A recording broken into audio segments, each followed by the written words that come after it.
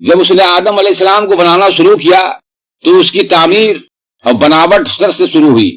سب سے پہلے اس نے سر بنایا. تو جو سر بن چکا تو بزرگوں کا قول ہے کہ اس نے 360 بار اس کی صورت پر کرامت کی نگاہ کی.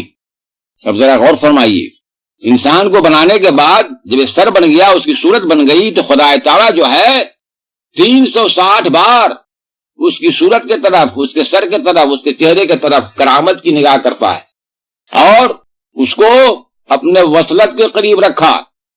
اور پھر جب پورا گھر بن کر تیار ہو گیا تو کیا کیا؟ اس کے اندر جو قلب ہے اس کو اپنے قربت کے نزدیک رکھا.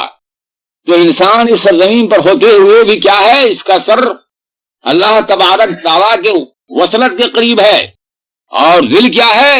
اس کے قربت کے قریب تر ہے. یہی وجہ ہے کہ وہ فرماتا ہے کہ عرش اللہ تعالیٰ قلوب المومنین، یعنی مومن کا دل ہی ہمارا عرش ہے.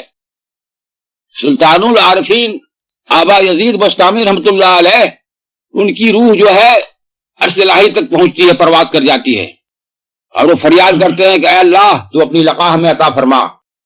کہ ان کو وہاں ندا ہوتی ہے کہ اے آبا یزید، ارے اللہ یہاں کہاں؟ وہ تو مومن کے دل میں ہے، تو یہاں ڈھونڈنے آیا ہے، یہاں لقا چاہتا ہے. یہ سن کر کے آبا یزید کی روح جو ہے وہاں چیخی چلائی اور بے ہوش ہو گئی. یہ اللہ اکبر. ہم سمجھ رہے ہیں کہ اس آسمان پر بھی موجود ہے، لیکن وہ کہہ رہا ہے کہ ارے ہم تو تمہارے جو مومن بندہ ہے اس کے قلب میں وہاں وہی موجود ہے، تم یہاں کہاں ڈھونڈنے آئے پروردگار عالم کو. اب ذرا فرمائیے کہ کتنی قربت ہے اللہ تبارک تعالیٰ میں انسان میں. تو انسان کے سر کو اس نے اپنے وصل کے قریب رکھا اور دل کو اپنے قربت کے قریب رکھا ہے. تو اس طریقے سے بھی ہم اس کے ساتھ اس طرح منسلک ہیں کہ پروردگار عالم جو ہے ہم سے سب سے زیادہ نزدیک کا ہے، کوئی ہے تو وہی ہے، اس سے نزدیک کوئی اور ہے ہی نہیں. یعنی انسان کا جو ہے اسی لیے وہ فرماتا ہے نحن اقرب الیہ من حبل الورید، ارے ہم تو تمہارے رگے گھنوں سے بھی نزدیک تر ہے. حقیقت یہی ہے کہ ہم اس کے بہت نزدیک تر ہیں اور وہ ہمارا نزدیک تر ہے.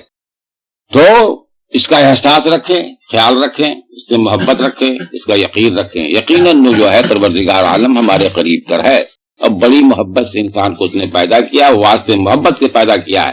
بس چاہیے انسان کو کہ سچائی جو چیز ہے اس کو اختیار کیجئے اور محبت کیجئے اللہ کے ساتھ، اس کے رسول کے ساتھ، اس کے بندوں کے ساتھ اور ہر کسی کے ساتھ. اس سے اچھی کوئی اور بندگی نہیں.